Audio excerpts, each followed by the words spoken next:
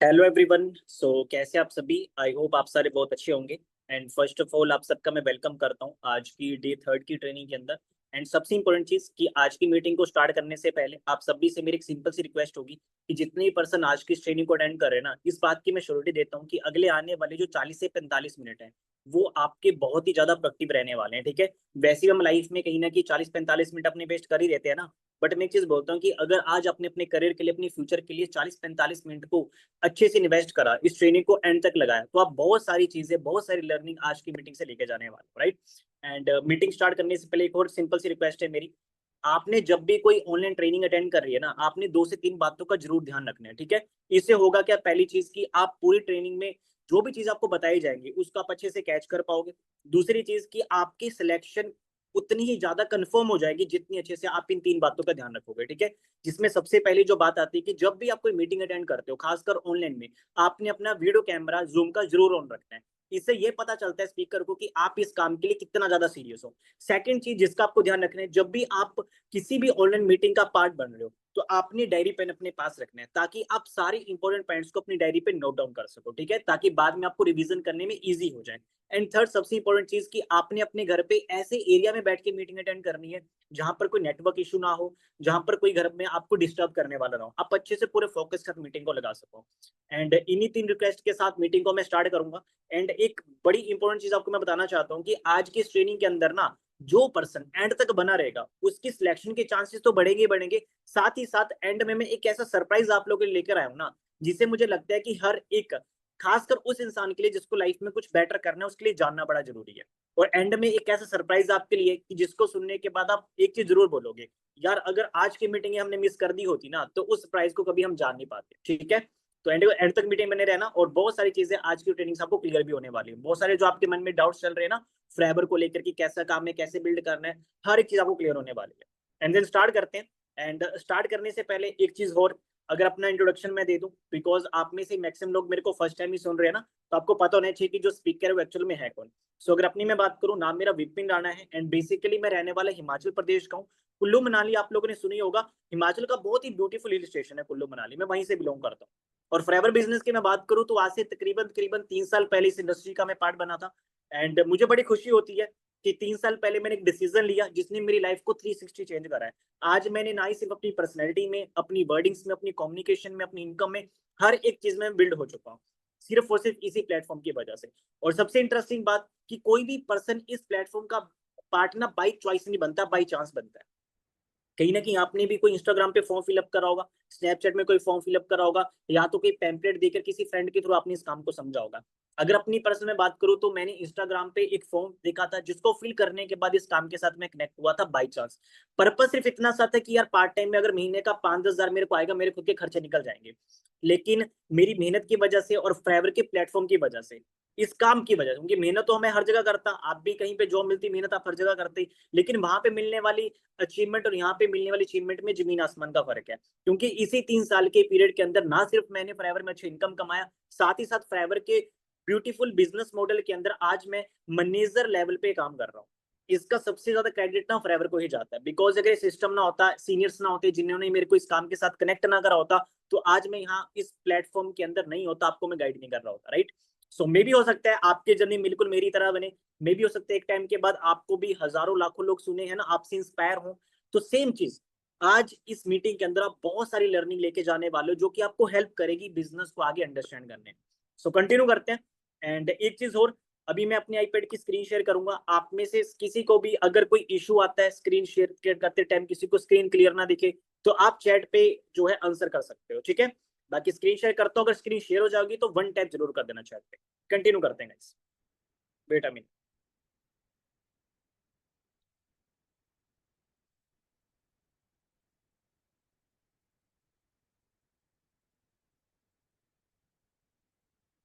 Okay then guys, so first of all आप सबका मैं वेलकम करता हूं आज के थर्ड डे के सेशन के अंदर। एंड थर्ड डे के सेशन की शुरुआत एक बहुत ही इंपॉर्टेंट पॉइंट के साथ हम करेंगे। एंड मुझे ऐसा लगता है कि आज के टाइम पे जितने भी यंगस्टर्स हैं जो लाइफ में कुछ बेटर करना चाहते हैं, या फिर जो भी लोग लाइफ में कुछ अचीव करना चाहते हैं, आपके लिए ना ये वाले लाइन सुनना बड़ा इंपॉर्टेंट है यार। ये आपको ना एक रियलिटी दिखाता है, एक विजन, एक आपको रियलिटी चेक देता है कि हाँ यार लाइफ में ना हमें क्यों एक सही जगह पे काम करने की जरूरत है। अब यहाँ पे आपने चीज पढ़ी होगी, क्या लिखे? Science is 92% of people don't achieve their goals, only 8%। इसका मतलब क्या है? कहते हैं, साइंस कहती है कि दुनिया के 92% जो लोग हैं, चलो दुनिया को छोड़ो, इंडिया की बात करते हैं, कहते हैं इंडिया के जो 92% लोग हैं ना, कभी भी अपनी लाइफ के अंदर अपने गोल्स को अचीव ही नहीं कर पाते। सिर्फ 8% लोग ही हैं जो लाइफ में कुछ बड़ा अचीव कर पाते, सक्सेसफुल हो पाते, अपना करियर बना पाते। अच्छा, आप लोगों को लगता है इसका सबसे बड़ा कारण क्या है?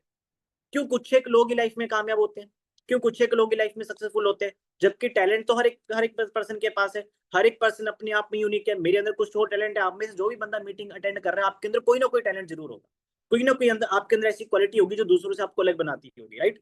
लेकिन क्वेश्चन ये है कि इतना टैलेंट होने के बाद, इतनी नॉलेज होने के बाद, इतनी क्लैरिटी, इतने हर एक चीज होने के बाद, फिर भी ज्यादातर लोग लाइफ में कामयाब क्यों नहीं हो पाते? क्या लगता है आपको इसका सबसे बड़ा कारण क्या है? आप चैट पे आंसर कर सकते हो, ठीक है, ताकि मुझे पता चल सके कि आपका माइंडसेट कैसा है, आप किस नजरिए से चीजों को देखते हो, मुझे थोड़ा क्लियर होगा। जल्दी से चैट पे आंसर करो, क्या लगता है कुछ एक लोग ही लाइफ में क्यों अपने करियर को बेटर बना पाते, अपनी फैमिली के लिए कुछ अच्छा कर पाते? एंड जब मैंने इसके ऊपर थोड़ी रिसर्च करी, एंड जब मैंने काफी बुक्स के अंदर, ट्रेनिंग्स के अंदर मैंने सुना समझा, एक चीज मेरे मेरे को कॉमन लगी, जो कि हर एक पर्सन का कहना है, जितने भी लोग कामयाब हुए हैं, जितने भी लोगों ने कुछ अचीव करा, जो भी मैंने बुक्स पढ़ी, एक चीज कॉमन थी। हर एक पॉइंट के अंदर एक चीज कॉमन। वो पता चीज क्या है? They don't have right platform. दुनिया के 99%, 92 भी छोड़ो, 99% लोगों के पास एक राइट प्लेटफॉर्म है ही नहीं है कि जिसपे काम करके वो लाइफ में सक्सेसफुल हो सके। मैटर ये नहीं करता कि आपके अंदर टैलेंट कितना है, आप कितने खतरनाक हो, आपके अंदर नॉलेज कितनी, आप कितने पढ़े लिखे हो, आपको इंग्लिश कितनी अच्छी बोलनी आती है, कुछ मैटर नहीं करता। मैटर सिर्फ ये करता है कि आप किस जगह काम कर रहे हो। चलो इस चीज को ना एक एग्जांपल देके समझते हैं। आप सभी ने कभी चाय पी है, खासकर टपरी में जाके? मैक्सिमम लोगों ने पी होगी, राइट? अच्छा, एक टपरी में जब हम चाय पीने जाते हो, चाय की कीमत कितनी होती है? 5 रुपीज, 10 रुपीज, इतना ही होता है, इससे ज्यादा तो नहीं होता। टपरी की चाय का प्राइस 6-7 रुपए होगा। अब अगर वही चाय आप किसी फैंसी सी शॉप में जाके पीते हो, ठीक है, अच्छी सी दुकान के अंदर जाके वो चाय पीते हो, उस चाय का प्राइस कितना होता है? 15 या 20 रुपए हो गए कप का प्राइस, राइट? और वही चाय अगर आप चाय सोटा बार, एमबी चाय वाले या कोई बड़े फ्रेंचाइजी के शॉप में जाके, फ्रेंचाइजी रेस्टोरेंट में जाके वो पीते हो चाय, तो कितने की पड़ेगी? 25 रुपए, 30 रुपए, 50 रुपए की पड़ेगी। और वही चाय अगर आप स्टारबक्स में जाके पियोगे, कॉफी पियोगे, तो कितने की पड़ेगी? 300-400 रुपए की पड़ेगी। और वही चाय, सेम वही चाय, अगर आप 5 स्टार के अंदर, ताज के अंदर, होटल के जाके अंदर पियोगे, तो वही चाय आपको 2000 रुपए की पड़ेगी। तो क्वेश्चन मेरा आप लोगों से ये है कि चाय तो हर जगह सेम ही है, टेस्ट ऊपर नीचे होगा, 19-20 का फर्क होगा टेस्ट में, लेकिन टेस्ट में 19-20 का फर्क होने की वजह से उसके प्राइस में इतना ज्यादा डिफरेंस कैसे आ गया कि एक चाय मिल रही है 10 रुपए की और एक चाय मिल रही है 2000 रुपए की? इस बात से एक ही लेसन आपको सीखना चाहिए, और एक ही लेसन हमें सीखने को मिलता है कि मैटर ये नहीं करता कि चाय का टेस्ट कैसा है, मैटर ये नहीं करता कि चाय कितनी अच्छी बनी है, मैटर ये करता है कि चाय बिक कहाँ रही है। समझ रहे हो? आप कितने टैलेंटेड हो ये मैटर नहीं करता, मैटर ये करता आप काम कहाँ कर रहे हो। ताज होटल में बिकने की वजह से उस चाय का प्राइस बढ़ा है, चाय वैसी ही है, चाय में कोई डिफरेंस नहीं है, सिर्फ उसकी जगह चेंज हुई। तो सेम चीज, अगर आज हमें भी एक राइट प्लेटफॉर्म मिल जाए, एक ऐसी जगह मिल जाए जहां पे हमारी वैल्यू भी बढ़े, जहां पे हम भी अपनी वैल्यू बढ़ा सके, राइट, तो उस जगह में आपको 100% कामयाबी मिलेगी ही मिलेगी। एंड आज आपके पास एक ऐसा प्लेटफॉर्म है जो कि आपको वो जगह दे सकता है जिससे आपकी क्वालिटी बढ़े, जिससे आपकी वैल्यू बढ़े। और वो कौन सा सिस्टम आप सभी जानते हो, वो है forever living products, FLP. FLP वो सिस्टम है जो कि हमारी वैल्यू, हमारी क्वालिटी को बढ़ाता है, राइट? लेकिन सवाल ये आता है, फॉरएवर ही क्यों? मार्केट में तो बहुत सारे काम है, मार्केट में तो बहुत सारी इंडस्ट्री है, फॉरएवर ही क्यों जिसमें हम काम करके लाइफ में कुछ बेटर कर सकते हैं, हमारी क्वालिटी बढ़ सकती है? चलो इसको थोड़ा ना डिटेल में समझते हैं। आप सभी ने ना एक चीज सुनी होगी कि हर एक सदी में एक ऐसी इंडस्ट्री आती है जो आने वाले फ्यूचर ट्रेंड को जो है बीट करती है, जो आने वाले टाइम में बहुत अच्छा पैसा कमा के देती है लोगों को। चलो एग्जांपल देके समझते हैं। 1980 का टाइम तो सभी को याद होगा। 1980 से पहले क्या होता था? लोग टेक्नोलॉजी को उतना समझते नहीं थे, कंप्यूटर, ऑनलाइन, इंटरनेट को ज्यादा लोग जानते नहीं थे। लेकिन उस टाइम पे जो लोग टेक्नोलॉजी समझते नहीं थे, उन्होंने टेक्नोलॉजी को क्या करा था? एक्सेप्ट किया था या रिजेक्ट किया था?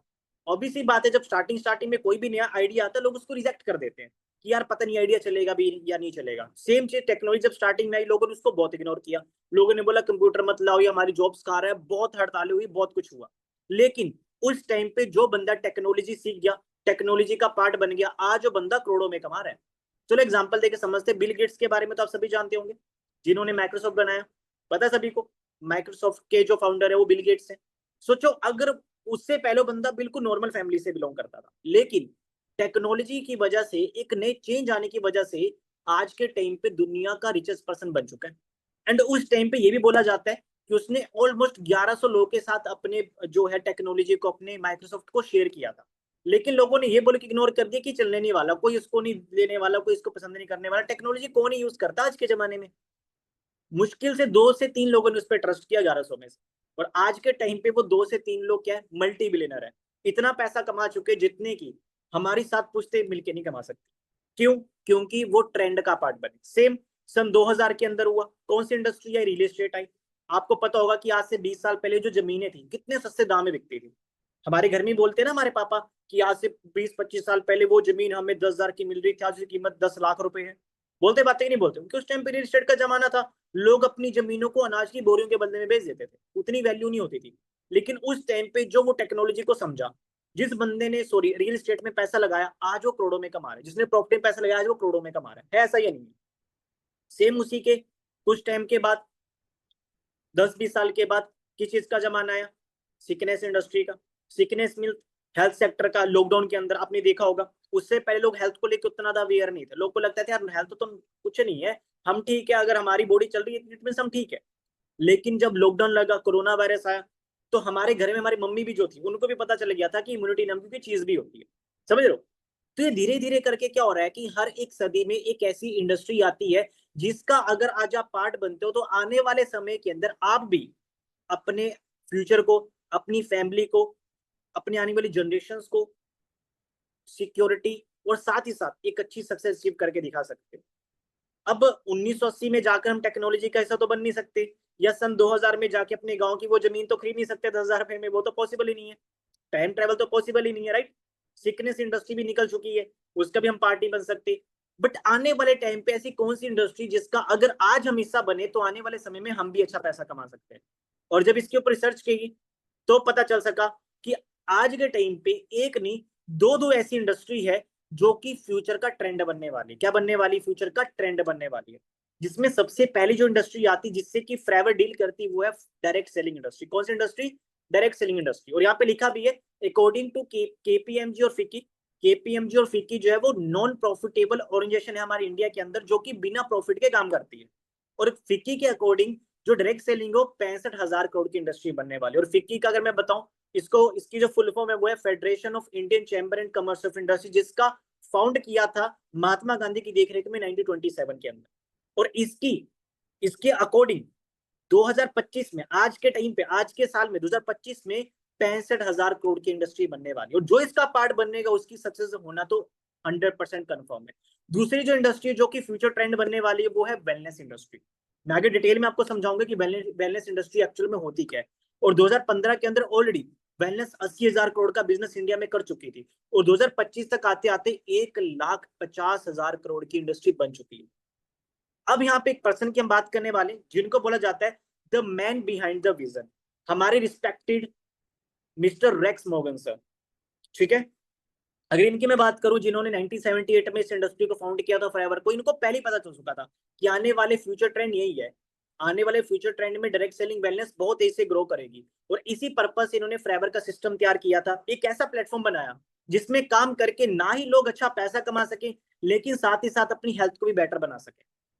और सबसे इंटरेस्टिंग बात क्या है कि आने वाले टाइम की जो दोनों की दोनों इंडस्ट्री है जो कि फ्यूचर ट्रेंड बनने वाली है, फॉरएवर उन दोनों इंडस्ट्री का कॉम्बिनेशन है।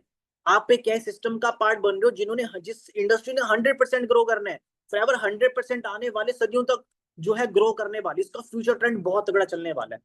और इसलिए एक लाइन भी बोली जाती है, जितना जरूरी किसी भी काम को करना है उससे ज्यादा जरूरी उस काम को सही टाइम पे करना है। मैं ये नहीं बोल रहा टेक्नोलॉजी में फ्यूचर नहीं है, सर्च में फ्यूचर नहीं है, लेकिन वो जमाना चला गया। काम तो सारे अच्छे हैं, लेकिन उस काम का किस टाइम स्टार्ट कर रहे हो ये मैटर करता है। जैसे कि सन 2020 के बाद कौन सी इंडस्ट्री जो है जिसका फ्यूचर ट्रेंड आएगा, वो है डायरेक्ट सेलिंग और वेलनेस इंडस्ट्री।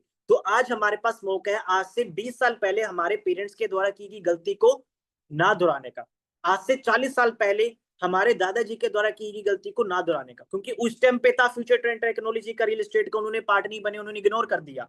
वैसे ही अगर आज हम भी इस चीज को इग्नोर कर दे तो आने वाले 20 साल के बाद हम भी अपने बच्चे को स्टोरी सुनाएंगे कि हाँ यार 20 साल पहले तो फॉरएवर थी, डायरेक्ट सेलिंग थी, वेलनेस इंडस्ट्री थी, बहुत ग्रो करी, काश हम उस टाइम में पार्ट बन जाते। इसलिए कहते हैं जितना ज्यादा जरूरी किसी भी काम को करना है, उससे भी ज्यादा जरूरी उस काम को सही टाइम पे करना। तो सबसे पहले हम बात करते हैं कि जो डायरेक्ट सेलिंग इंडस्ट्री है इसका फ्यूचर स्कोप क्या है। तो फ्यूचर स्कोप जानने से पहले हमें यह भी जानना पड़ेगा कि इंडिया के बड़े बड़े गवर्नमेंट्स की जो बॉडीज हैं वो इसको लेकर अब क्या राय देती है, उनकी क्या एडवाइस है, पहले हम थोड़ा वो जान लेते हैं। तो सबसे पहले यहाँ पे वीडियो प्ले करूंगा जो कि हमारे रेखा गुप्ता जी दिल्ली की सीएम है, अभी न्यू बने, चीफ मिनिस्टर बने दिल्ली के, उनकी छोटी सी वीडियो क्लिप आप ध्यान सुना वो क्या बोलते हैं डायरेक्ट सेलिंग को लेकर। सेलिंग एक ऐसा फील्ड है जो कहीं ना कहीं भारत जैसे देश की पृष्ठभूमि में महिलाओं के लिए बहुत बड़ी अपॉर्चुनिटी है, जहां आप अपने समय के अनुसार भी बहनों को, एक एक बहन 4-4 लोगों को जोड़ने का काम, 4-4 परिवारों को आगे लाने का काम करेंगी। हमारे डॉक्टर संजीव जी और उनकी पूरी टीम निश्चित रूप से डायरेक्ट सेलिंग इंडस्ट्री आज, और जिनकी मैंने सेकंड वीडियो आपको दिखाई ना, नाम आपने पढ़ लिया होगा, पुष्कर सिंह धामी जी हैं, डायरेक्ट सेलिंग के बारे में बता रहे हैं। और ये है कौन, ये है उत्तराखंड के चीफ मिनिस्टर। और ये तब की वीडियोस है, एक हमारा एंटरप्रेन्योरशिप का एक इवेंट हुआ था वुमेन्स डे के दिन, ठीक है। एंड उस दिन वर्ल्ड मतलब पूरे इंडिया से जो टॉप के लोग हैं, है ना, लाइक बड़े बड़े नेता, अभिनेता, बिजनेसमैन, सब भी यहाँ पे आए थे वुमेन्स डे के दिन।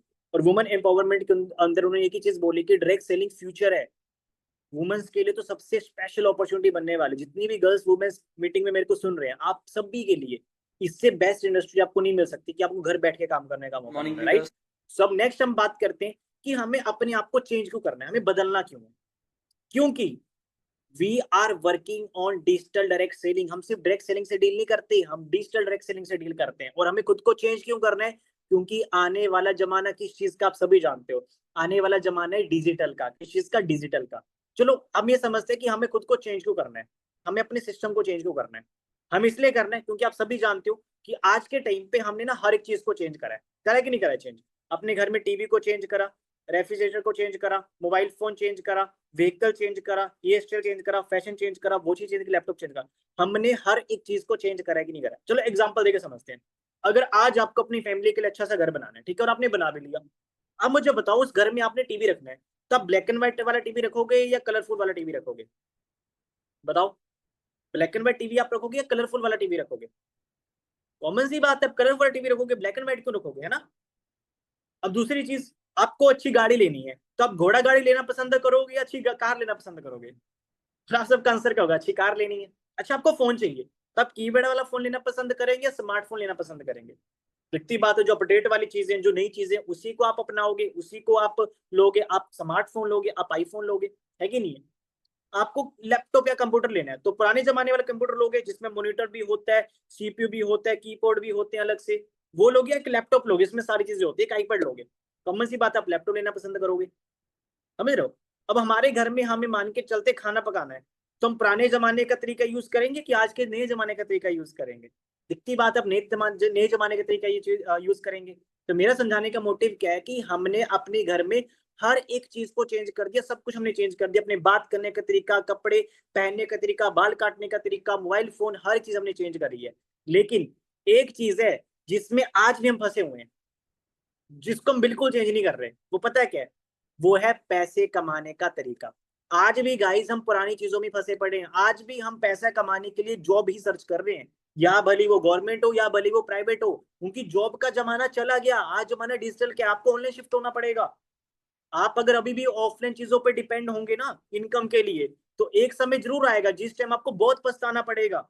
जैसे आज हमारे पेरेंट्स पछता रहे, काश उस टाइम मैंने ये चीज कर ली होती, राइट, समझ रहे हो। जैसे गवर्नमेंट जॉब, एक टाइम पे था गवर्नमेंट जॉब का र्यूमर बहुत तगड़ा था, लेकिन उस टाइम पे क्या हुआ, हमारे दादाजी जाते नहीं थे जॉब पे, हमारे पापा ने मना कर दिया, हमें नहीं जॉब करनी, गवर्नमेंट जॉब तो बेकार होती है। लेकिन आज उसके पीछे लोग भाग रहे हैं, लेकिन आज क्या फायदा, आज तो कंपटीशन बहुत है। तो आज के टाइम पे हमें ये देखना है कि फ्यूचर ट्रेंड क्या होगा, और फ्यूचर ट्रेंड किस चीज का, डिजिटल का। हर एक चीज ऑनलाइन हो रही है, हर एक चीज। अब समय आ चुके हैं, हमें खुद को चेंज करना पड़ेगा। क्यों चेंज करना पड़ेगा, जैसे यहाँ पे आप देख ही रहे हो, जैसे कि मैंने क्या बोला, हर एक चीज ऑनलाइन शिफ्ट हो रही, हर एक चीज। आज आप कोई भी काम करते हो, हर एक चीज ऑनलाइन हो रहा है। आपको कहीं पे पैसे ट्रांसफर करने, आप गूगल पे, पेटीएम के थ्रू कर सकते हो, है बात की नहीं है। पहले क्या होता था, बैंक में जाना पड़ता था, लाइन में खड़े होना पड़ता था, बहुत भीड़ होती थी, 2 घंटे वेट करना पड़ता था, फिर पैसे जमा होते थे, किसी को पैसे भेजे जाते थे। लेकिन आज वो काम आप 1 सेकंड में कर सकते हो। कितना टाइम आपका बचा? तो आज आप क्या पसंद करोगे, ऑनलाइन पैसे ट्रांसफर करने, बैंक में लाइन में खड़े होना? कॉमन सी बात है, आप ऑनलाइन चीजें आज यूज करोगे, गूगल पे, पेटीएम आप यूज करोगे, और प्रूफ भी होता है कितना पैसा किसको किस समय पे दिया। दूसरी चीज, आज के टाइम पे पहले बड़े बड़े सेमिनार जो मीटिंग्स होती थी वो ऑफलाइन में होती थी, किसी होटल में होती थी, किसी रेस्टोरेंट में होती थी, बड़े बड़े ऑफिसों में होती थी। लेकिन आज के टाइम पे जूम आ चुका है, बड़ी बड़ी मीटिंग्स ऑनलाइन ऐसे हो रही है, ऑनलाइन डिस्कशन हो रही है। डॉक्टर्स की कंसल्टेंसी पहले क्लिनिक जाना पड़ता था, आज आजकल वीडियो कॉलिंग पे हो जाती है, ऑनलाइन हो जाती है। पहले मूवीज देखने के लिए हम थिएटर जाते थे, आज लोग नेटफ्लिक्स यूज करते हैं, राइट। शॉपिंग करने के लिए पहले दुकान तक जाते थे, ऑफलाइन शॉपिंग करते थे, आज ऑनलाइन शॉपिंग का जमाना आ चुका है। हर एक बंदा मिंत्रा, फ्लिपकार्ट, ये चीजें यूज कर रहे हैं। खाना, पहले टाइम पे हम क्या रेस्टोरेंट जाते थे, लेकिन आज के टाइम पे जोमेटो कर रहे हैं। एजुकेशन, हर एक चीज जो है वो ऑनलाइन शिफ्ट हो चुकी है। आपको समझना पड़ेगा, दुनिया में हर एक बंदा जो अच्छा पैसा कमा रहा है वो कहीं ना कहीं ऑनलाइन काम कर रहा है, ऑनलाइन सिस्टम के साथ काम कर रहा है। कोई भी चीज हो, हर एक चीज ऑनलाइन शिफ्ट हो चुकी है, हर एक चीज।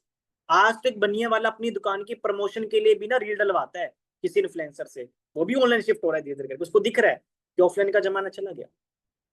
आज के टाइम पे किसी ठेले वाले को अगर वायरल होना है, वो भी क्या कर रहा है, अपनी वीडियो बना के डाल रहा है। हुए ना काफी लोग वायरल, वड़ा पाव की जो गर्ल थी वो वायरल हुई। आपने सुना होगा वो चाय वाला, है ना, मैं उसका एग्जैक्ट नाम भूल गया, आप सभी जानते होंगे उस चाय वाले को, डोली चाय वाला, कितना फेमस हुआ, कैसे, ऑनलाइन। तो हर एक चीज ऑनलाइन शिफ्ट हो चुकी है। तो आज के टाइम पे हमें भी अगर कोई काम करना है तो उसको ऑनलाइन ही करना पड़ेगा। अब ऑनलाइन काम करने के बेनिफिट क्या क्या है, अच्छी income, new experience, travel, friendship, freedom, better lifestyle, ये सब तो हमें चाहिए, राइट, समझ रहे हो। तो आज हमें ऑनलाइन सिस्टम या ऑनलाइन बिजनेस का पार्ट जरूर बनना पड़ेगा। लेकिन क्वेश्चन ये आता है कि ज्यादातर लोग क्यों डरते हैं, क्यों नहीं कर पाते, ऑनलाइन बिजनेस का पार्ट क्यों नहीं बनते? क्योंकि लोगों के मन में ना मिथ होते, डाउट्स होते हैं। जैसे आज आप फॉरएवर सिस्टम का पार्ट बने हो, ऑनलाइन का पार्ट बने हो, तो कहीं ना कहीं मन में डर होंगे कि यार कहीं पैसा ना लगे, या पैसा अगर लगेगा तो मेरे पास पैसा नहीं होगा, मैं, मेरे पास तो पैसा नहीं है, मेरे को अगर बिजनेस करना है खड़ा उसके लिए पैसा होना चाहिए। ये सबसे बड़ा आपके दिमाग में का मिथ है। दुनिया के जितने बड़े बिजनेसमैन ने जीरो से स्टार्ट करा था। मैं ये नहीं बोल रहा कि बिजनेस करने के लिए पैसा लगता है, लेकिन जिसके पास पैसा नहीं उसने अपने दिमाग के साथ सिस्टम खड़ा करा है। और सबसे पहली इंपॉर्टेंट चीज, अगर आपको इस बात का डर है ना कि कहीं पैसा ना मेरा लग जाए, ये ना, एक चीज आप सोच के देखो, बचपन से लेके आज तक हर चीज में पैसा खर्च करा कि नहीं करा? पढ़ाई में पैसा खर्च करा, मोबाइल फोन में पैसा खर्च करा, कपड़ों में पैसा खर्च करा, बाइक के लिए उसमें पैसा खर्च किया, साइकिल उसमें पैसा खर्च किया, घूमने फिरने के पैसा, हर चीज में तो आप पैसा लगा ही रहे हो। लेकिन मैटर करता है आपको पैसा कितनी जगहों से आ रहा है, ये मैटर करता है। तो पहले आपको अपने माइंड से मिथ निकालना पड़ेगा जो ये पैसे वाला मिथ है। जब तक ये निकालोगे तब तक लाइफ में कभी आगे नहीं बढ़ पाओगे। दूसरी, कि अभी तक तो मेरी पढ़ाई पूरी नहीं हुई है, पहले मैं अपनी पूरी स्टडी कंप्लीट करता हूँ फिर कुछ करने की कोशिश करता हूँ। याद रखना, आज का जमाना जो दौर चेंज हो चुका है। आज के टाइम पे 2 प्रकार के स्टूडेंट होते हैं। पहले वो जो 24 घंटे पढ़ते रहते हैं, कोई न्यू एक्सपीरियंस नहीं लेते, और लेकिन जब काम करने की बारी आती, कहीं पे अच्छी कंपनी में जॉब लेने की बारी आती है, बॉस बोलता है एक्सपीरियंस क्या है, कहते हैं अभी तक तो कोई एक्सपीरियंस नहीं लिया। जो बॉस कहता है जिस पैर से आए तो उसी पैर से आप चले जाओ। आज उसी की वैल्यू है जिसके पास एक्सपीरियंस है। आपको बैलेंस करना पड़ेगा। एक जो बाइक है, अगर एक ही टायर घूमेगा बाइक नहीं चलेगी अच्छे से, दोनों टायर घूमना जरूरी है। आपको अपनी पढ़ाई के साथ साथ क्या करना पड़ेगा, कुछ ना कुछ न्यू एक्सपीरियंस लेना पड़ेगा, क्योंकि न्यू एक्सपीरियंस लेने से इवन आपकी पढ़ाई में और ज्यादा बेटर हो जाते हैं आप, और ज्यादा लर्निंग कैपेसिटी आपकी बढ़ जाती है, समझ रहे हो। और बहुत सालों के मन में एक डाउट होता है, मैं तो पहली बार ही कर रहा हूँ। डोंट वरी यार, हर एक इंसान जब कोई भी काम करता है फर्स्ट टाइम ही करता है, और फर्स्ट टाइम काम करके तो आपको एक्सपीरियंस मिलेगा। अगर आप पहले डर जाओगे तो कभी कोई स्टार्टअप आप कोई चीज कर ही नहीं पाओगे। ये डर आपको अपने मन से निकालना पड़ेगा। किसी को लगता है यार कोई सिखाने वाला है, कोई गाइड करने वाला नहीं है, इसका भी आपको मैं मिथ दूर कर देता हूँ। जिस सिस्टम का पार्ट बन रहे हो, जिस सीनियर के साथ आप काम समझ रहे हो, यहाँ पे हर एक सीनियर आपको हाथ पकड़ के सपोर्ट करने वाला है। लेकिन मैटर ये करता है कि आप रिस्पॉन्स कितना बेटर कर रहे हो। वो लोग के मन में डर होता है यार मैं पार्ट तो बन जाऊंगा, लेकिन अगर मेरे से नहीं हुआ तो मैं एक ही चीज बोलना चाहूंगा कि लाइफ में जब भी आप कोई काम करते हो, कोई भी काम स्टार्ट करते हो, तो क्या पहले नेगेटिव सोचते हो? जब घर से बाहर निकलते हो क्या पहले नेगेटिव सोचते हो कि यार अगर मैं घर से बाहर निकला, मेरा एक्सीडेंट हो गया, मैं मर गया, तो इससे बढ़िया घर से निकलता ही नहीं? ऐसा करते हो क्या? या फिर ऐसा करते हो यार मेरी ट्रेन की टिकट हुई, मैं जाना तो चाहता हूँ लेकिन ट्रेन आजकल बड़ी पलट रही है, ट्रेन पटरी से उतर जा रही है, दूसरी ट्रेन से टकरा जा रही है, मैं तो नहीं जाऊंगा, क्योंकि ट्रेन में ट्रेवल करना छोड़ दोगे? बताओ। आज के टाइम पे बहुत सारे लोग जंक फूड खाने से उनको पता नहीं किस किस तरह की बीमारी होती है, तो क्या जंक फूड खाना छोड़ देते हैं? फिर भी खा रहे होते हैं, जबकि है प्रॉब्लम उससे। मेरा कहना ये है कि जब हम हर चीज को स्टार्ट करने से पहले नेगेटिव नहीं सोचते, तो कुछ बेटर जब करने जाए, कुछ नया करने जाए, तो नेगेटिव क्यों सोचते हैं? क्योंकि हमारे माइंड का सिर्फ मिथ होता है। आपको निकालना पड़ेगा इस डर को, इस मिथ को निकालना पड़ेगा। यही डर है जो आपको लाइफ में कभी आगे नहीं बढ़ने देता, तो हम हमेशा आपको पीछे रखे होता है। कहते हैं जो रिच लोग होते हैं ना, उनकी पता वर्डिंग क्या होती है कि नई अपॉर्चुनिटी जो होती है, नया जो काम होता है, वो नई अपॉर्चुनिटी की तरह हमें लेना चाहिए, एक नई एक्सपीरियंस के लिए हमें करना चाहिए। लेकिन जो गरीब लोग होते हैं, उनका माइंड में क्या चलता है कि पता नहीं कैसा काम मेरे साथ कुछ गलत ना हो जाए। बस इसी चक्कर में लाइफ में कुछ बेटर कर ही नहीं पाता, एक ही जगह सीमित रह जाता है। तो नैरो माइंडेड नहीं बनना, अपने ओपन माइंडेड बनना है, ठीक है। और सबसे इंपॉर्टेंट लास्ट में बात क्या आती है कि पैसा डूब गया तो भाई लगेगा तो डूबेगा ना। तो ये मिथ आपको सबसे पहले अपने मन से निकालने पड़ेंगे। अब हम समझते हैं कि ऑनलाइन बिजनेस में हम पैसा कमा कैसे सकते हैं, राइट। ये भी बहुत सारे लोगों के माइंड में चल रहा होगा, या जिस फॉरएवर सिस्टम हम पार्ट बने हैं, ये काम तो ऑनलाइन में कर रहा है, तो इससे हमारे को इनकम कैसे आएगी, ये सिस्टम काम कैसे करता है, डायरेक्ट सेलिंग चलती कैसे है। चलो इस टॉपिक को आज हम डिटेल में अंडरस्टैंड करते हैं। तो अभी जो प्रेजेंटेशन में आपको बताऊंगा, आपने डिटेल में समझना और अंडरस्टैंड करना है। और इससे पहली और इंपॉर्टेंट चीज, इस टॉपिक को समझाने से पहले ना एक चीज और मैं डिस्कस करना चाहता हूँ। अब देखो होता है क्या है कि जब भी कोई फॉरएवर सिस्टम का पार्ट बनता है ना, उसके दिमाग में ना 2-3 क्वेश्चन जरूर रहते हैं। सबसे पहला क्वेश्चन क्या रहता है कि यार ये जो फॉरएवर बिजनेस है, अगर इतने बड़ा बिजनेस है तो आज तक में क्यों पता नहीं चला, या इसकी एडवर्टीजमेंट क्यों नहीं होती, है ना माइंड में डाउट। या फिर ये भी माइंड में चल सकता है कि मैंने तो आज तक किसी दुकान में फॉरएवर के प्रोडक्ट्स नहीं देखे, तो सच में ये कंपनी है भी या नहीं है, यही माइंड में डाउट आता है। या फिर यहाँ पे मुझे मुझे क्या करना है, मुझे पैसा कैसे आएगा। आज जो टॉपिक आपको मैं समझाने वाला हूँ ना, ये समझ लो कि इस टॉपिक से आपको A to Z सारी चीजें क्लियर हो जाएंगी। और मैं कोशिश करूंगा कि इस टॉपिक को आपको मैं राइट डाउन करके समझाऊं, ताकि आप अच्छे से अंडरस्टैंड कर सको, ठीक है। तो अभी मैं आपको लाइक नोटपैड शेयर करूंगा, आपने मुझे कंफर्म करना है कि आपको नोटपैड दिख रहा है, क्लियर दिख रहा है नोटपैड, करें कंटिन्यू। तो अब हम समझेंगे कि डिजिटल डायरेक्ट सेलिंग में और मार्केट के बिजनेस मॉडल में डिफरेंस क्या होता है। जैसा भी आप मार्केट बिजनेस मॉडल देखते हो ना, किसी भी कंपनी का, कोई बड़ी कंपनी का मैं नाम सुना होगा, आज मैं डिटेल में बताऊंगा। सेम एग्जैक्ट फॉरएवर का सिस्टम ही वैसे ही काम करता है, बस इसमें थोड़ा सा डिफरेंस होता है, जिसको आज इस टॉपिक से आप समझ आओगे बहुत अच्छे से, ठीक है। तो सबसे पहले हम बात करेंगे, मार्केट में जितने भी बिजनेस मॉडल चलते हैं उनको हम बोलते हैं ट्रेडिशनल मॉडल बिजनेस। क्या बोलते हैं? ट्रेडिशनल मॉडल बिजनेस, जिसको हम कंपेयर करने वाले हैं डिजिटल डायरेक्ट सेलिंग से। डिजिटल डायरेक्ट सेलिंग मॉडल से हम कंपेयर करने वाले हैं। सबसे पहले आपको ये समझना है कि मार्केट में जितने बिजनेस चलते हैं, जितनी भी कंपनी चलती है, वो ट्रेडिशनल मॉडल को फॉलो करती है। चलो एग्जांपल देके समझाता हूँ।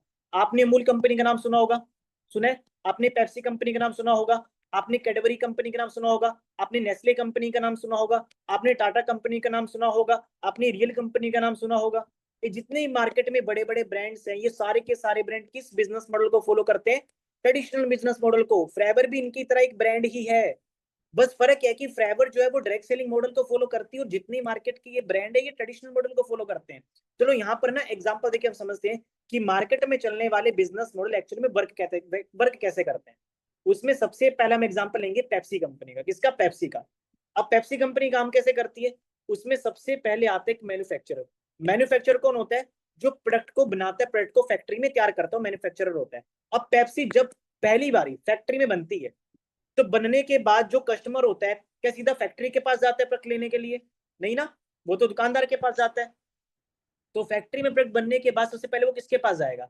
वो सबसे पहले जाता है डिस्ट्रीब्यूटर के पास। और फर्स्ट जो डिस्ट्रीब्यूटर होता है उसको हम बोलते हैं नेशनल डिस्ट्रीब्यूटर। क्या बोलते हैं?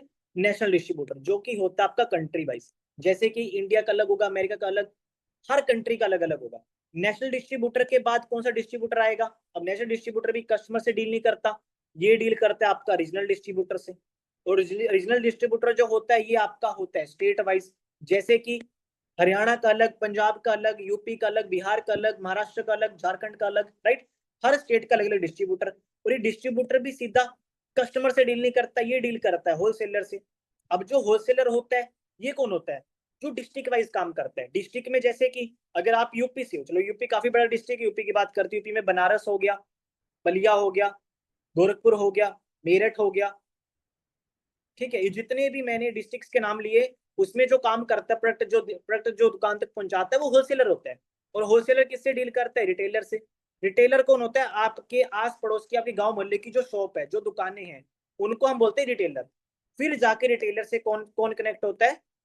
कस्टमर कनेक्ट होता है। चलो आप सभी से ना मेरा एक सवाल है, हमने पेप्सी कंपनी का एग्जांपल लिया ना, अब आप लोगों ने मेरे को चैट पे बताना है कि जो पेप्सी कंपनी की 2 लीटर की बोतल आती है उसका प्राइस क्या होता है। मेरे को फटाफट से चैट में आंसर करो, उसका प्राइस क्या होता है। कितना? 100 रुपये होता है प्राइस, राइट? 100 रुपीज प्राइस होता है। और आप लोग मेरे को अब चैट पे ये बताओ कि जो कंपनी है, जो मैन्युफैक्चरर है, वो उस पेप्सी को जो 100 रुपए की मिल रही है, कंपनी कितने की बनाती होगी बताओ। चैट पे फटाफट से आंसर करो, मैं देख रहा हूँ आपकी चैट पे। 10 रुपए, 50 रुपए, 30 रुपए। बहुत सारे लोगों ने बहुत सारे आंसर करे। चलो इस चीज को ना थोड़ा सा गूगल में सर्च करके देखते हैं ताकि आपको और अच्छे से क्लियर हो सके, ठीक है? गूगल में हम सर्च क्या करेंगे? Manufacturing cost of cold drink. क्या लिख कर आ रहा है यहाँ पे? The cost of cold drink manufacture the cost to manufacture a liter of cold drink can be as low as 1.50 to 2 rupees. इसका मतलब क्या हुआ कि जो कोल्ड ड्रिंक है जो कि बनती है 2 लीटर की, ठीक है, एक्चुअली में उसकी 1 लीटर का जो प्राइस होता है वो कितना होता है? 1.5 से 2 रुपए होता है।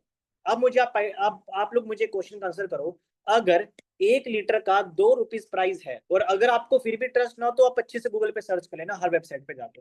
1 लीटर का 2 रुपए है तो 2 लीटर कितना आएगा? 4 रुपीज आएगा, 4 रुपए आएगा। और लोगों ने तो 50 रुपए बोला।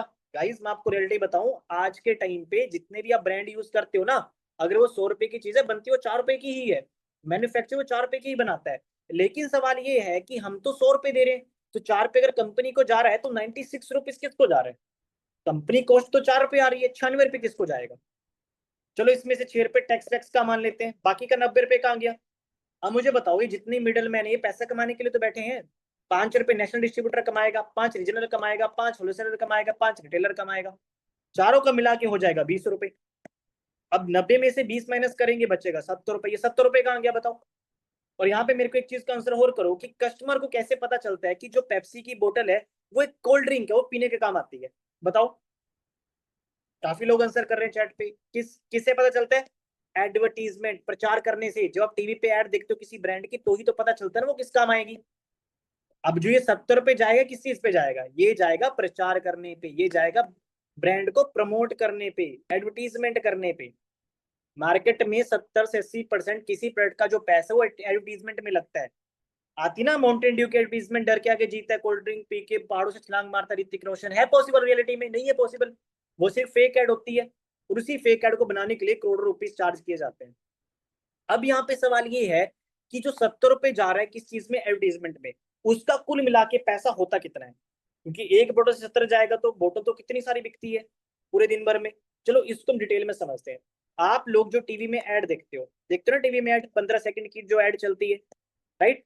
उस 15 सेकंड की ऐड का आप लोगों को क्या लगता है एक कंपनी जो है कितना चार्ज करती होगी, या एक टेलीविजन वाला जो है वो कितना चार्ज करते होंगे, शो वाले जो होते हैं? पता है आपको 15 सेकंड कितना चार्ज करते हैं? 40 से 50 हजार रुपए। अब सोचो अगर एक ऐड का 50 हजार खर्च हो रहा है तो कम से कम पूरे दिन भर में 100 बार तो ऐड चलेगी, तो 50 लाख लग जाएगा। और एक चैनल में तो चलेगी नहीं, बहुत सारे चैनल में चलेगी। 100 चैनल में चलेगी तो लगेगा 50 करोड़ रुपए। अब एक दिन तो चलती नहीं चलती, 30 दिन है तो हो गया 1500 करोड़ रुपए। सिर्फ वो पैसा जो टीवी में ऐड चलाने का लगा, ऐड बनाने का जो पैसा लगा वो अलग से करोड़ रुपए होंगे। आईपीएल जब चलेगा वहां पे जो प्रमोशन होगी उसमें करोड़ों रुपए अलग लगेंगे। किसी शो में स्पॉन्सरिंग कर रहे हैं उसका जो कॉस्ट है वो अलग लगेगा। अब मेरा समझाने का मोटिव क्या है कि मार्केट में क्या होता है कि जो भी प्रोडक्ट आप परचेज करते हो, खरीदते हो, उसका 70 से 80% पैसा सिर्फ एडवर्टीजमेंट में जाता है। 2000 करोड़ रुपए कंपनी पेप्सी कंपनी सिर्फ एडवर्टीजमेंट में लगा रही है, हम मोटा मोटा मान के चल रहे हैं। ये हो गया मार्केट का बिजनेस। अब हमें ये समझना है कि जो फ्लेवर का बिजनेस मॉडल है, ये जो डायरेक्ट सेलिंग वो कैसे चलती है। उसमें भी सबसे पहले एक मैन्युफैक्चरर आएगा और मैन्युफैक्चरर के बाद क्या आता है? डायरेक्ट सेलिंग यहाँ पे खुद को चेंज कर लेती है। कैसे? कि यहाँ पर मैन्युफैक्चरिंग के बाद जो प्रोडक्ट है वो सीधा डिस्ट्रीब्यूटर के पास जाएगा और डिस्ट्रीब्यूटर से सीधा कस्टमर के पास जाएगा। जैसे यहाँ पे 4 से 5 डिस्ट्रीब्यूटर, यहाँ पे सिर्फ एक ही डिस्ट्रीब्यूटर होता है। डायरेक्ट सेलिंग के अंदर ये 5 के 5 डिस्ट्रीब्यूटर को हटा दिया जाता है। अब यहाँ पे अगर कोई चीज 100 रुपए की है और कंपनी बना रही है 4 रुपए का, राइट? लेकिन यहाँ पर ऐसा नहीं होता। यहाँ पर जो 20 रुपए डायरेक्ट सेलिंग मार्केट के बिजनेस के अंदर जो 20 रुपए डिस्ट्रीब्यूटर को जाने थे, वही 20 रुपए कंपनी अपने प्रोडक्ट की क्वालिटी बढ़ाने पे लगाती है। ये क्वालिटी पे ध्यान देती है। डायरेक्ट सेलिंग के सिस्टम जो है क्वालिटी पे ध्यान देता है। इसका प्रोडक्ट बनता है 24 रुपए में, 6 रुपए मान के टैक्स वैक्स चला गया, बचा 70 रुपए। वो कहाँ जाएगा? जो 1500 करोड़ रुपए एडवर्टीजमेंट में जा रहा था, जो 2000 करोड़ रुपए पेप्सी कंपनी एडवर्टीजमेंट में लगा रही थी, वो पैसा यहाँ पे डिस्ट्रीब्यूटर के बीच में बांटा जाता है। सबसे पहला आपका क्वेश्चन, कितनी बड़ी कंपनी पता क्यों नहीं चला? किसी भी कंपनी का हमें ऐड के थ्रू पता चलता है, लेकिन फाइवर कंपनी ऐड पे करोड़ रुपए ना लगा के डिस्ट्रीब्यूटर में करोड़ रुपए बांट देती है। और दूसरा कि कंपनी जो है इसके जो प्रोडक्ट दुकानों में क्यों नहीं बिकते? क्योंकि ये डायरेक्ट सेलिंग वाला सिस्टम फॉलो करती है, ना कि ट्रेडिशनल बिजनेस मॉडल फॉलो करती है जिसमें दुकान तक प्रोडक्ट जाता है। यहाँ पे वो डिस्ट्रीब्यूटर होता ही नहीं, यहाँ पे सिर्फ एक ही डिस्ट्रीब्यूटर होता है। और सबसे इंटरेस्टिंग बात, यहाँ पे डिस्ट्रीब्यूटर बनने का मौका किसको मिलता है? उस इंसान को जो फाइवर के साथ काम कर रहा है और काम को समझ रहा है, उसको डिस्ट्रीब्यूटर बनने का मौका मिलता है। और डिस्ट्रीब्यूटर ही एक्चुअल में फाइवर कंपनी का ब्रांड एम्बेसडर होता है। क्लियर हुआ? बहुत सालों के मन में था ना कि एक्चुअली में हम फाइवर में एज ए क्या काम कर रहे हैं, ब्रांड एम्बेसडर के रूप में काम कर रहे हो, बस सिस्टम थोड़ा सा अलग है। जहां पे मार्केट की कंपनीज सेलिब्रिटी को अपना ब्रांड एम्बेसडर बनाती है, अपना सिस्टम तैयार करती है, करोड़ रुपए देती है, वहीं पे फाइवर कंपनी उन करोड़ रुपए को डिस्ट्रीब्यूटर में डिवाइड करती है। इसलिए इस सिस्टम के अंदर लोग कम टाइम पे ज्यादा अच्छा पैसा कमा पाते हैं। क्लियर हुआ आप लोगों को? थोड़ा सा आया समझ में कि जो डायरेक्ट सेलिंग सिस्टम है वो कैसे काम करता है? हाँ जी गाइस, हुआ क्लियर सभी को? आई होप इस टॉपिक से आपको काफी कुछ क्लियर हुआ होगा कि मार्केट के सिस्टम में और फाइबर के सिस्टम में क्या डिफरेंस है, मार्केट का बिजनेस कैसे काम करता है और फाइबर का बिजनेस कैसे काम करता है। और सबसे इंटरेस्टिंग बात कि जो फाइबर का बिजनेस मॉडल है ना, जो डायरेक्ट सेलिंग का बिजनेस मॉडल है, वो हमें डिजिटली काम करने का मौका देता है। इट मींस हम घर से बैठ के इस बिजनेस को बिल्ड और एक्सपेंड कर सकते हैं, जिसके लिए हमें ट्रेनिंग लर्निंग हर एक चीज दी जाती है। ये समझ लो कि यहाँ पे जो 95% काम होता है ना, वो ऑलरेडी हमें बना बनाए मिलते हैं। हमें सिर्फ 5% काम करके दिखाना होता है। और आप सभी को पता है उस 5% काम में क्या करना है? टीच करने का काम और लर्न करने का काम करना है। That's it. क्लियर हुआ? अब हम फर्क समझते हैं, मार्केट का बिजनेस करने से और ऑनलाइन बिजनेस करने में क्या फर्क होगा। सबसे पहला फर्क, मार्केट बिजनेस कर रहे हो, सेटअप कॉस्ट देना पड़ेगा, दुकान खोलनी पड़ेगी, शोरूम लेना पड़ेगा, करोड़ रुपए खर्च करने पड़ेंगे। यहाँ पे कोई सेटअप कॉस्ट नहीं होगा। डेली मार्केट में अगर कोई बिजनेस कर रहे हो, दुकान खोलना बंद करना पड़ेगा। यहाँ पे ऑनलाइन काम में घर बैठ के करना है, कहीं आना जाना नहीं। तीसरा, मंथली रेंट देना पड़ेगा, यहाँ पे कोई रेंट देने की जरूरत नहीं है। वहां पे आपको पूरे दिन, सुबह जाओगे शाम को घर आओगे, पूरा दिन बिजी शेड्यूल रहेगा। यहाँ पे डेली के 2-3 घंटे निकाल के भी अच्छा काम किया जा सकता है, अच्छा इनकम किया जा सकता है। वहां पे ट्रांसपोर्ट का खर्चा आएगा, डेली जाना आना, घर से दूर अगर आपकी दुकान है, दूर आपकी जॉब है, डेली जाने में खर्चा आएगा। यहाँ पे घर बैठ के काम करने, जाने में खर्चा ही नहीं होगा।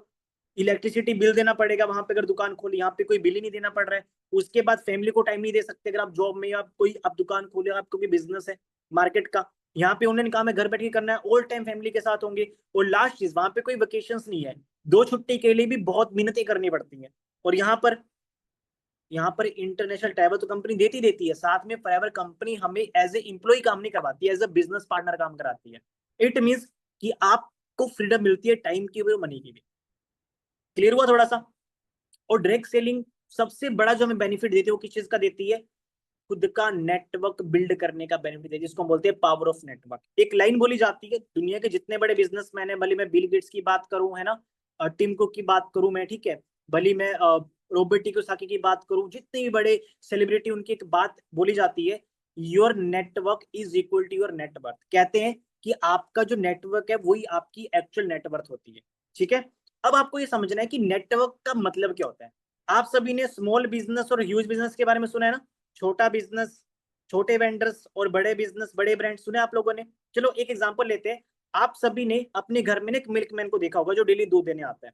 अब आपने कभी सोचा है कि वो मिल्कमैन भी दूध बेचने का काम करता है? और एक ऐसी कंपनी जो दूध बेचने का काम करती है, वो कौन सी है? अमूल कंपनी। दोनों बंदे सेम काम कर रहे हैं, मिल्कमैन भी सेम काम कर रहा है, अमूल कंपनी भी सेम काम कर रही है। लेकिन मिल्कमैन सुबह से लेकर शाम तक मेहनत करता है, लेकिन अमूल का मालिक एक जगह सोफे में एसी में बैठ के बढ़िया पैसा कमा रहा है। क्यों? क्योंकि मिल्कमैन अकेले काम कर रहा है, उसका कोई नेटवर्क नहीं है। नेटवर्क का मतलब क्या, समझाता हूं ध्यान से। अब मान के चलते मिल्कमैन है, अगर एक मिल्कमैन एक दिन में 100 लीटर दूध भी बेचेगा, कितना लीटर? 100 लीटर।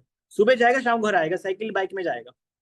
अब ये 100 लीटर अगर दिन भर में दूध बेच रहा है, 1 लीटर से अगर 10 रुपए कमाएगा तो 100 लीटर से कमाएगा 1000 रुपए।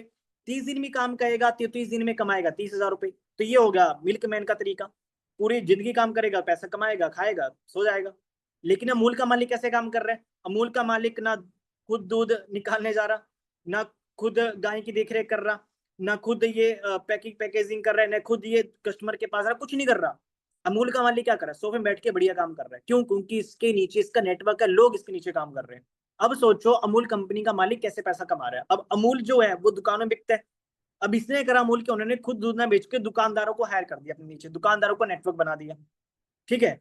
अब इसमें इसने क्या करा, अब इसकी जो दूध है वो एक दुकान में नहीं, पता नहीं कितनी सारी दुकानों में इसका दूध बिक रहा है। कम से कम 10,000 दुकान में अमूल का दूध बिक रहा है।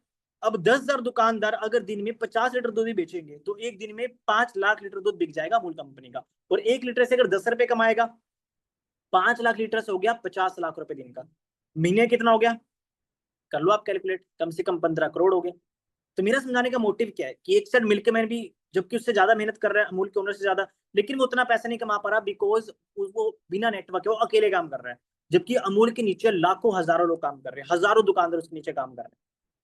बट मिल्कमैन ये चीज कभी क्यों नहीं कर पाता है, क्योंकि मिल्कमैन को पता है कि अगर मैं लोग को अपने नीचे हायर करूंगा, मेरे को ज्यादा गायें रखनी पड़ेगी, ज्यादा दूध प्रोड्यूस करना पड़ेगा, मुझे लोग को सैलरी देनी पड़ेगी, पूरा अपना सिस्टम तैयार करना पड़ेगा, इसमें लाखों करोड़ रुपए लग जाएंगे। और इतना पैसा मिल्कमैन के पास नहीं होता, इसलिए वो छोटे सिरे से स्टार्ट करता है, राइट। लेकिन आज आप जिस सिस्टम का पार्ट बन रहे हो, जिस सिस्टम डायरेक्ट सेलिंग का पार्ट बन रहे हो, वो आपको खुद का नेटवर्क बिल्ड करने का मौका देता है। बिना खुद का सिस्टम तैयार करे आपको बना बनाया सिस्टम देता है फॉरएवर कंपनी के रूप में।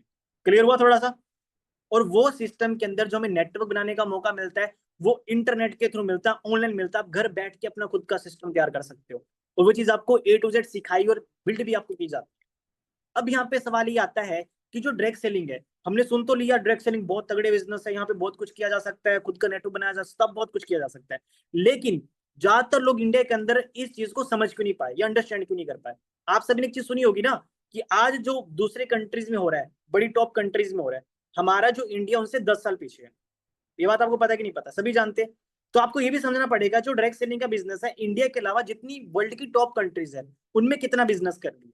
तो सबसे ज्यादा आज के टाइम पे डायरेक्ट सेलिंग का बिजनेस जो ग्रो कर रहा है वो कहाँ कर रहा है, चाइना के अंदर। चाइना के जो लोग बड़े तेज होते हैं, वहां पे 35.73 बिलियन डॉलर का बिजनेस किया किसने, डायरेक्ट सेलिंग ने, 2023 और 24 के अंदर।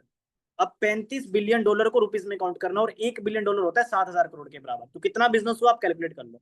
यूएसए के अंदर अमेरिका, जो कि 10 साल आगे मानी जाती है इंडिया से, वहां पर भी 35.3 बिलियन डॉलर का बिजनेस कर चुकी है। कौन, डायरेक्ट सेलिंग का सेक्टर। उसके बाद कोरिया, जर्मनी, जापान, इतनी छोटी सी कंट्री है जर्मनी, जापान, कोरिया, जबकि इंडिया इतनी बड़ी कंट्री होने के बावजूद भी 19वें नंबर पे आती है, 1.5 बिलियन डॉलर का ही बिजनेस कर रही है। अब ऐसा क्यों है कि वर्ल्ड की इतनी टॉप कंट्री जिसमें अच्छा काम कर रही है, अच्छा पैसा कमा रहे वहां के लोग, लेकिन इंडिया के अंदर इतना हो ही नहीं रहा ग्रोथ, 19वें नंबर पे है, क्यों? क्योंकि इंडिया के लोग की एक आदत है, खुद कुछ करेंगे नहीं, कोई कुछ करने जाए उसको गलत सलाह दे देंगे, उसकी टांग खींच लेंगे। एक छोटी स्टोरी सुनाता हूँ आपको, आपको सुन के अच्छा लगेगा, अच्छा भी लगेगा और बुरा भी लगेगा। कहते हैं एक बार की बात है, फिक्शनल स्टोरी है बट मजा आएगा सुनने में। कहते हैं एक बार की बात है, एक इंसान ने ना 3 टैंकर जो है खरीदे और इसमें मेंढक रख दिए, और 2 लोग को हायर किया, एक को बॉस बना दिया, एक उसको हेल्पर बना दिया। ठीक है। अब उस बॉस ने, उस ठेकेदार ने अपने हेल्पर को बोला, जब देख कर आ, तीनों जो टैंकर हैं उनमें जो मेंढक रखे हैं पानी के अंदर, उनका ढक्कन तो बंद है ना, ऐसे ढक्कन खुला है तो मेंढक बाहर निकलेंगे, बॉस गुस्सा करेगा, हमारा हमारा मालिक हम पे गुस्सा करेगा। तो उस जो भी वो था ठेकेदार, उसने भेजा मजदूर को, लेकिन भेजते टाइम एक बात बोली कि अमेरिका वाला जो, क्योंकि 3 टैंकर थे, अमेरिका, जापान और इंडिया का, कहते अमेरिका वाला जो टैंकर है उसको कस के बांधना, उसके मेंढक बड़े तेज है, बाहर निकल जाएंगे। और जापान वाले को उससे भी कस के बांधना, उसके मेंढक तो बहुत ही तेज है, वहां के मेंढक पता नहीं कब बाहर निकलेंगे, पता भी नहीं चलेगा तेरे को। लेकिन इंडिया वाला जो ढक्कन है उसको बंद मत करना, नींव बंद करेगा तो चलेगा। तो लास्ट में उसने क्या बोला कि बॉस, अगर ठेकेदार जी अगर मेंढक बाहर निकलेंगे, बॉस तो बड़ा डांटेगा, मालिक डांटेगा हमें, क्यों नहीं इंडिया वाला बंद करना है। कहते तू पहले आ, मैं तो को बाद में बताता हूँ। तो उसने वही चीज करी, अमेरिका वाला टैंकर का ढक्कन बंद कर दिया, जापान वाले का बंद कर दिया, इंडिया वाले खुला छोड़ दिया। वापिस आके पूछा, भाई ऐसा क्यों किया तुमने, बताओ मेरे को स्टोरी। तो पता क्या बोला, कहता इंडिया वाले जो मेंढक है ना, उनकी आदत इंडिया वालों की तरह है। कहते जैसे कि जब भी इंडिया का मेंढक कोई बाहर निकलने की कोशिश करेगा ना, दूसरा मेंढक टांग पकड़ के उसको नीचे ले आएगा, उसको नीचे गिरा देगा, और कोई बाहर नहीं निकल पाएगा। इसलिए ढक्कन बंद करने मेहनत करने की भी जरूरत नहीं, क्योंकि कोई किसी को आगे नहीं बढ़ने देगा, दूसरे को पीछे खींचते रहेंगे। और यही सेम चीज हमारे इंडिया के अंदर होती है, जब भी कोई नई चीज आती है लोग पॉजिटिविटी से नेगेटिविटी पे फोकस करते हैं। आप लोग की 100 अच्छा ही कर दो, 100 अच्छा कर दो लोगों के साथ, वो याद रखेंगे। एक गलती अगर आपसे होगी ना, वो उनको याद रहेगी, समझ रहे हो। आप 9 से 10 के बीच में सब अच्छी गिनती गिनो, एक गलत गिनती गिनती वही सब सभी को दिखने वाली है, आपने अच्छा करा किसी को नहीं दिखने वाला। सेम चीज इंडिया के अंदर भी, इस मेंटेलिटी को हमें चेंज करना है। अगर हमारे पास कोई नई अपॉर्चुनिटी आ रही है, हमें उसके ग्रैब करना है, उसका हमें पार्ट बनना है। और इसी डायरेक्ट सेलिंग के ऊपर मिस्टर अमिताभ कांत है जो कि एक आईएएस ऑफिसर है। चलो ठीक है, अब लोग कहते हैं ना कि हम सुने किसकी। जैसे मैंने जब इस काम को स्टार्ट किया, मेरे जो रिलेटिव्स थे, मेरे लाइक जो क्लोज वन थे, उन्होंने मेरे को मना किया कि कैसा काम है, पता नहीं है, ऑनलाइन है, चलेगा नहीं चलेगा। अब क्या लगता है मुझे किसकी सुननी चाहिए? जो खुद पूरे देश को चला रहे हैं, जो बड़े बड़े बिजनेसमैन है, पूरी दुनिया चला रहे हैं, एक आईएएस ऑफिसर जो कहता है जी डायरेक्ट सेलिंग प्रोफेशन दुनिया का सबसे रिस्पेक्टेबल प्रोफेशन है, किसकी सुननी चाहिए? जो ऑलरेडी कामयाब है, जो नाकामयाब है। अगर आपको लाइफ में कामयाब होना है तो किस इंसान की आप सुनोगे? आपको 12th पास करनी है तो फेलियर इंसान से आप सुनोगे, जो फर्स्ट है उसकी सुनोगे? दिखती बात, जो फर्स्ट है उसकी सुनोगे। आपके मान के देखो यहाँ पे यंग कोई बंदा बैठा है, इसके बच्चे भी हैं, आपने बच्चों को पढ़ाना है, तो कैसे बच्चों के साथ रखना पसंद करोगे? जो तेज बच्चे हैं, जो नालायक है। कॉमन सी बात है, जो पढ़ने में तेज होंगे, जिनको आता होगा उसी के साथ रखेंगे ना। तो सेम चीज लाइफ में, अगर आपको आगे बढ़ना तो उनकी सुनिए जो ऑलरेडी लाइफ में आगे हैं। और जिन लोगों की मैं बात करूँ लाइफ में सिर्फ आगे नहीं है, अल्ट्रा सक्सेसफुल लोग हैं, ठीक है। और जब मैंने इनकी फर्स्ट टाइम वीडियो देखी थी तो मेरे को भी क्लैरिटी हुई, अगर ये बंदा डायरेक्ट सेलिंग को लेकर ये बात बोल रही, इट मींस इंडस्ट्री बहुत ग्रो करने वाली है। So if you have to create jobs, there are only two ways. One is to push manufacturing in a very big way, and the other is to push direct selling. Clear हुआ? कहते हैं manufacturing direct selling को हमें आगे लाना पड़ेगा। तो ये फ्यूचर ट्रेंड है जो डायरेक्ट सेलिंग का बनने वाला है। एंड दूसरी जो इंडस्ट्री जिसका फॉरएवर पार्ट है वो वेलनेस इंडस्ट्री है, ठीक है, जिसके रिगार्डिंग आगे मीटिंग के अंदर आपको डिटेल में बताया भी जाएगा। लेकिन मैं क्लियर कर देता हूँ, आगे 5-10 मीटिंग हम सिर्फ कवर करेंगे। एंड वेलनेस इंडस्ट्री की मैं बात करूँ जो कि हेल्थ सेक्टर के अंदर ही आती है। हेल्थ सेक्टर के अंदर दो चीजें आती है, सिकनेस है कि वेलनेस। सिकनेस मतलब बीमार होने के बाद ठीक होना, वेलनेस मतलब पहले से ही ठीक होना। और वेलनेस के अंदर क्या क्या चीजें आती है? आप जिम जाते हो, योगा करते हो, अच्छी डाइट लेते हो, ये सब आपको वेलनेस में आता है। और ये जो पर्सन आपको दिखाई दे रहे हैं, पोल्जर पिल्जर, दुनिया के सबसे बड़े इकोनॉमिस्ट है, इनका क्या मानना है कि वेलनेस इंडस्ट्री आने वाले टाइम की $1 ट्रिलियन की इंडस्ट्री बनने वाली, एक ऐसी इंडस्ट्री जो कि रिसेशन फ्री होगी और हर एक बंदे की जरूरत होगी। और फ्रेवर जो बिजनेस है, फ्रेवर जो कंपनी, वो भी वेलनेस से डील करती है। और वेलनेस के अंदर वर्ल्ड बेस्ट एलोवेरा जेल जो है कंपनी प्रोड्यूस करती है, ठीक है। और सबसे इंपॉर्टेंट बात, फ्रेवर जो दुनिया की सबसे बेस्ट वैरायटी एलोवेरा बनाने के लिए यूज करती है, जिसके अंदर 75 से भी ज्यादा न्यूट्रिएंट्स होते हैं जो कि हमारी बॉडी के सर के बाल से लेके पैर के नाखून तक न्यूट्रिशन देते हैं। जब इसके बारे में आपको मीटिंग मिलेगी तो डिटेल में क्लियर होगा। और ये फाइबर के सुपीरियर प्रोडक्ट्स हैं, उनकी क्वालिटी वर्ल्ड की सबसे बेस्ट है। अगर आप आजकल चैट जीपीटी बहुत चल रहा है ना, आप उसमें सर्च करो वर्ल्ड बेस्ट एलोवेरा जेल तो फाइबर का आएगा, आप गूगल करो वहां पे भी आएगा। तो इससे क्या समझ में आता है कि एक्चुअल में फाइबर का जो एलोवेरा जेल है वर्ल्ड का बेस्ट एलोवेरा जेल है, वर्ल्ड के बेस्ट हेल्थ प्रोडक्ट्स फाइबर बनाती है। और ये एक नहीं पूरे 4 सेगमेंट से डील करती है, न्यूट्रिशन में, वेट मैनेजमेंट में, स्किन केयर में और पर्सनल केयर में, ठीक है। और इसके अगर मैं बिजनेस मॉडल की बात करूं तो दुनिया का सबसे बेस्ट बिजनेस मॉडल फाइबर हमें प्रोवाइड करती है। किसी भी जॉब, किसी बिजनेस से काफी बेहतर, काफी एडवांस बिजनेस मॉडल हमें यहाँ पे देखने को मिलता है। और आगे मैं बताऊंगा कि इसका बिजनेस मॉडल मार्केट से कितना डिफरेंट है। और इस टॉपिक के अंदर आपको डिटेल में समझ में आने वाला है कि मार्केट के बिजनेस मॉडल में और फाइबर के बिजनेस मॉडल में कितना डिफरेंस है, ठीक है। तो ध्यान से आप लोग अंडरस्टैंड करना है जो भी मैं बताने वाला हूँ, बहुत ध्यान से। अब सबसे पहले यहाँ पे आपका वर्क कैसे स्टार्ट होगा? सबसे पहले आपका एक ज्वाइनिंग फॉर्म होता है, ठीक है, एक रजिस्ट्रेशन फॉर्म होता है। और जैसे ही वो फॉर्म आप फिलअप करते हो, आप फाइबर के अंदर एक प्रेफर कस्टमर बनते हो। प्रेफर कस्टमर बनने का ज्यादा कुछ बेनिफिट नहीं मिलता, एक स्पेशल कस्टमर के रूप में आप दिखाई देते हो, दैट्स इट। लेकिन आप यहाँ पे वर्क तब करना स्टार्ट करते हो जब आपकी एलिजिबिलिटी होती है असिस्टेंट सुपरवाइजर के लिए। और जैसे आप असिस्टेंट सुपरवाइजर बनते हो, आपकी इनकम 10 to 20,000 मंथली आना स्टार्ट हो जाती है। बाकी डिपेंड करती है आपके हार्डवर्क के ऊपर, क्योंकि यहाँ पे इनकम में फिक्स्ड नहीं मिलती। फिक्स्ड जो है पुराना तरीका है पैसा कमाने का, अब मिलता है flexible. Flexible means performance based income. यहाँ पे आपको परफॉर्मेंस बेस्ड इनकम मिलती है, फ्लेक्सिबल इनकम मिलती है, मतलब आप अपने हिसाब से इनकम जनरेट कर सकते हो, कोई लिमिट नहीं होगी। क्लियर है? किसी भी लेवल पे कोई लिमिट नहीं है। और इस बिजनेस मॉडल का मार्केट की जॉब और बिजनेस एक ही फर्क है, यहाँ पर जितनी भी लेवल्स है ना, किसी भी लेवल पे टाइम लिमिट नहीं होती है। जैसे जॉब के अंदर होता है ना, अगर आपको एक नॉर्मल इंप्लॉय सुपरवाइजर बनना है तो 2 साल, 4 साल, 5 साल वेट करना पड़ेगा। मैनेजर बनने के लिए 15-20 साल मेहनत करनी पड़ेगी। यहाँ पर सबसे बेस्ट क्या है कि किसी भी लेवल पे कोई टाइम लिमिट नहीं है। हमारे सिस्टम के अंदर बहुत लोग ऐसे जिनकी सिलेक्शन हुई, जिन्होंने काम किया और 6-6 मंथ में वो मैनेजर बने, सिर्फ 6 मंथ में। मैनेजर मतलब जिनकी मिनिमम इनकम 60,000 और उससे ज्यादा होती है। और असिस्टेंट मैनेजर लोगों ने 3-3 मंथ में क्वालिफाई करा, असिस्टेंट मैनेजर की इनकम 30 से 50,000 होती है। और सुपरवाइजर लोगों ने 1-1, 2-2 मंथ में क्वालिफाई करा, जिसकी इनकम 20 से 30,000 होती है। अब बताओ मार्केट में ऐसा कौन सिस्टम है कि आज आपने स्टार्ट किया, 4-5 मंथ के बाद महीने की इनकम आपकी 50,000 आ रही? कोई सिस्टम आपको नहीं देगा। लेकिन फाइबर का सिस्टम वर्ल्ड का बेस्ट क्यों? इसी कारण से, बिकॉज किसी भी लेवल पे टाइम लिमिट नहीं होती है। जैसा आपका टैलेंट है, जैसी आपकी स्किल है, आपकी इनकम आपके टाइम के हिसाब से ग्रो करती रहेगी। क्लियर हुआ थोड़ा सा आप लोगों को बिजनेस मॉडल के बारे में? एंड आपकी जो मेन सिलेक्शन होगी वो असिस्टेंट सुपरवाइजर के लिए होगी कि आपको मौका यहाँ पर मिलेगा काम करने का या नहीं। सो आई होप कि आज की मीटिंग के अंदर आपने बहुत सारे नए पॉइंट सीखे होंगे, जाने होंगे, लर्निंग करी होगी।